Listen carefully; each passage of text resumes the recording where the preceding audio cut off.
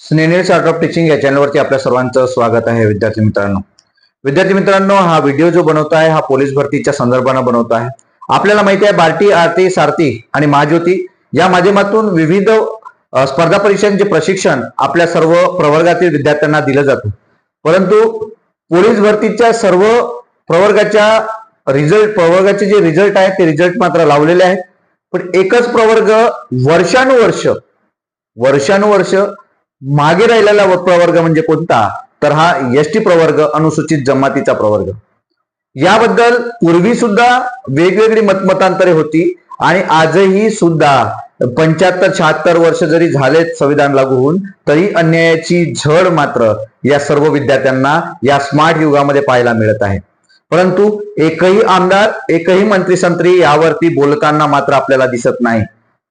अर्थसंकल्पीय अधिवेशन चालू असताना सुद्धा एकही आमदार, खासदार यावरती बोललेला नाही. कारण काहीच कोणाला देणं घेणं नाही. 50 ते 52 आदिवासी आमदार आहेत, परंतु त्यांनाही कधी वाटत नाही की आपल्या विद्यार्थ्यांचे काहीतरी समस्या आहेत, प्रश्न आहेत. आतापर्यंत आपण वाट बघितलेली होती कोणती, तर डीव्ही जो आहे, इतर जे काही प्रशिक्षण आहे, मग बँकिंग असेल, एमपीएससी असेल, यूपीएससी असेल किंवा एमईएस असेल, या सर्व जे काही परीक्षा आहेत किंवा याचा रिझल्ट लावल्यानंतर याचा डीव्ही होता, डॉक्युमेंट व्हेरिफिकेशन होता. हे डॉक्युमेंट व्हेरिफिकेशन 8-9 तारखेपर्यंत चाललं, परंतु त्यानंतरही 5-7-8 दिवस होऊन गेले, रिझल्ट मात्र लागेना. नेमका हा रिझल्ट जो आहे तो नेमका अडकला कुठं? वारंवार प्रश्न विचारायला ज्या वेळेला विद्यार्थी जातात तेव्हा लवकर लावू, आम्हाला विचारायला येऊ नका, जेव्हा लागेल तेव्हा लागेल, अशी उद्धट उत्तरं मात्र प्रशासनाकडून दिली जाते या टीआरटीच्या ऑफिसमध्ये. परंतु विद्यार्थी मित्रांनो, यावरती कोणीही तोडगा काढताना आपल्याला दिसत नाही. स्नेनियर्स आर्ट ऑफ टीचिंगच्या माध्यमातून आपण वारंवार व्हिडिओ बनवलेले आहेत. गेले 15 ते 20 दिवस मी एकही यावरती व्हिडिओ बनवलेला नाही. त्याच्या मागची भूमिका काय, तर विद्यार्थी मित्रांनो, त्याचं अपडेटच आपल्याला मिळालेलं नाही. कारण त्यांच्याकडनं एकच उत्तर येते की लवकरच लागेल.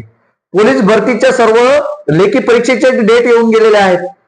मग हे प्रशिक्षण विद्यार्थ्यांना कधी मिळेल?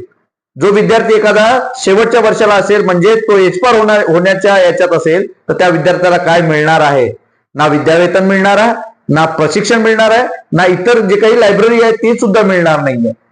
म्हणजे आजही आदिवासी विद्यार्थ्यांना शासनाच्या माध्यमातूनच ज्या योजना बरोबर पोचायला पाहिजे त्या पोचत नाही. त्यामुळे आजही विद्यार्थी शासकीय सेवेत असेल किंवा इतर शैक्षणिक संस्था असतील, विविध ठिकाणी आजही आदिवासी विद्यार्थी हा मागे आहे.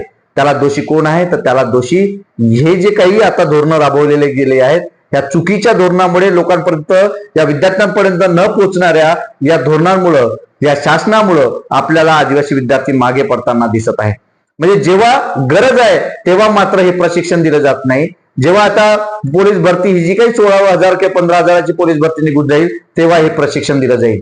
म्हणजे जो विद्यार्थी 1 मार्काने किंवा 2 मार्काने त्याचं त्या ठिकाणी सिलेक्शन होणार नाही, त्याला दोषी जर कोण असेल तर शासन असेल का, तर त्या वेळेत जर यांनी रिझल्ट लावला असता, वेळेत जर यांनी परीक्षा घेतलेली असती आणि वेळेत जर त्यांना विद्यावेतन मिळालं असतं, तर विद्यार्थी 1-2 मार्क पुढे असता आणि त्याचं सिलेक्शन झालं असतं. एक आदिवासी प्रवर्गातला विद्यार्थी हा पुढे गेला असता, असे कितीतरी विद्यार्थी हे पुढे गेले असते.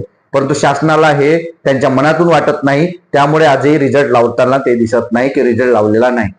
विद्यार्थी मित्रांनो, उद्या मंत्रालयावरती मोर्चा आहे, उद्या मंत्रालयावरती धडक मोर्चा आहे आणि त्यामध्ये जे पुण्यात असतील विद्यार्थी त्यांनी आवर्जून या मोर्चामध्ये सहभागी व्हा. विद्यार्थी मित्रांनो, आपण एकमेकांची वाट न बघता तुम्हाला शक्य झाल्यास आपण नक्की त्या धडक मोर्चामध्ये सहभागी व्हा.